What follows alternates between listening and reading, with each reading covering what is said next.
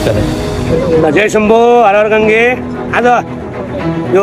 पशुपति देवपोतनमा हाम्रो गङ्गा माको जात्रा गङ्गा सप्तमी रवि सप्तमीको दिनमा चाहिँ यो पशुपति देवपोतन क्षेत्रमा चाहिँ हाम्रो गङ्गा माईको रोड जात्रा हुने गर्छ।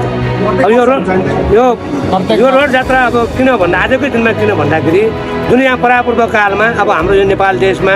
पानी नपरेर सुक्खा पर्दाखेरि त यहाँका सबै अब जनताहरूले चाहिँ राजाका गएर हार गुहार गर्न गएको र यहाँका रानी गङ्गा लक्ष्मी उहाँलाई पनि माता भनौँ, उहाँले पानी पर आज पानी परेको होइन गङ्गा लक्ष्मी माताको चाहिँ अब लक्षित छ म गङ्गा मालाई म आह्वान गरेर म यो धरतीमा पानी पर्ने बनाउँछु भनेर उहाँले जुन आह्वान गर्नुभयो र सोही अनुरूप पानी परिसकेपछि गङ्गा महारानीले आफू खुसी भएर गङ्गा माताको जात्रा चलाएको भन्ने यो किंवदन्ती रहिआएको छ। र हुन त अब यो हाम्रो यो देवताको पालमा पनि भागीरथ ऋषिले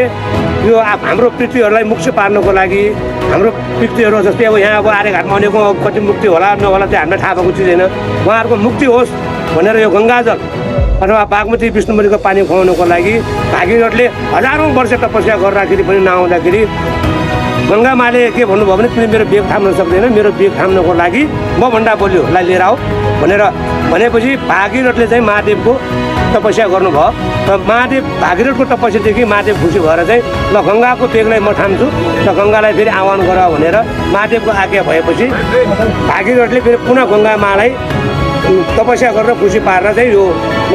गङ्गा माता यो बागमती विष्णुमती हाम्रो जति पनि खोला नालाहरू छन् त्यो बनेको भन्ने त्यो जुटी छ।